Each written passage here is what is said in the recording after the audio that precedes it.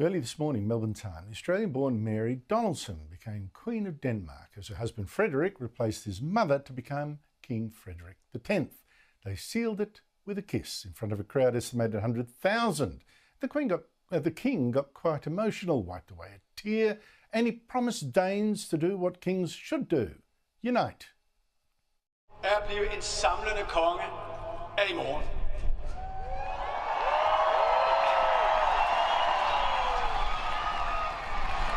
Det er en opgave, jeg har nærmet mig hele mit liv. Det er et ansvar, jeg tager på mig med respekt, stolthed og stor glæde. I see many Australians, especially Tasmanians, loving the idea that even one of us can rise to royalty. Good luck to her. Good on her. Good on her. Good on him. Yeah. Good on her. Oh, it's wonderful. Finally, an Australian on a throne somewhere. He seems quite at home. Good day and welcome back to Royal News Daily. Now, forget the fairy lights at your local shopping centre for a moment, because Christmas at a royal palace is a whole different level of festive theatre. When King Frederik and Queen Mary unveiled their family's Christmas traditions, it was not just about decorations and baubles. It was a carefully wrapped message about warmth, continuity, and a monarchy determined to feel human, not untouchable. Before we step into the palace and peek behind the tinsel, remember to subscribe to Royal News Daily and click that notifications bell icon, because Royal Christmas is never just about mince pies, and this one had more meaning than met the eye. Let us set the scene. The Danish royal family's Christmas celebrations looked charmingly traditional on the surface: a beautifully decorated tree, classic ornaments, and a relaxed family atmosphere. But look a little closer and you realize this was strategic simplicity. No excess, no glitter overload, just tasteful, thoughtful choices that quietly reflected Danish values: modesty, togetherness, and calm. Transition with me here, because Queen Mary's influence was unmistakable. From the choice of decorations to the overall tone, the celebrations felt curated but not staged. There was an unmistakable sense of balance, royal enough to feel special, relaxed enough to feel relatable. It was the kind of Christmas that says, yes, we live in a palace, but we also understand real life. Now, let us talk symbolism, because nothing in a royal household is accidental. The Christmas tree decorations included meaningful nods to family history and personal moments. This was not a catalogue-perfect display. It was a memory tree, and that matters. It sends a message that this monarchy values shared experience over spectacle.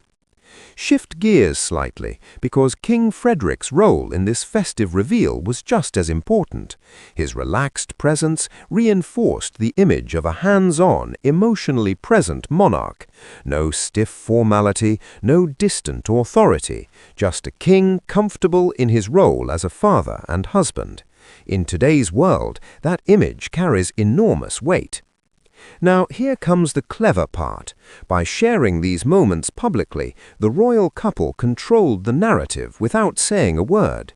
Instead of headlines about privilege, the focus shifted to family. Instead of distance, there was familiarity. This is soft power wrapped in Christmas ribbon. Transition again, because the children matter here too.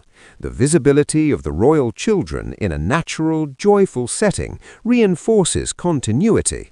It reassures the public that the future of the monarchy is grounded, not fragile. And importantly, it does so without exploiting them. The balance is delicate, and Queen Mary in particular navigates it with impressive restraint. Let us not ignore the Australian influence either. Observers noted subtle hints of warmth and informality that feel distinctly Mary. There is a relaxed elegance to the celebrations that avoids stiffness. It is not loud, it is not flashy, it is quietly confident, like a well-prepared Christmas lunch where nothing needs to prove itself. Now, widen the lens. Christmas is when people look to symbols of stability.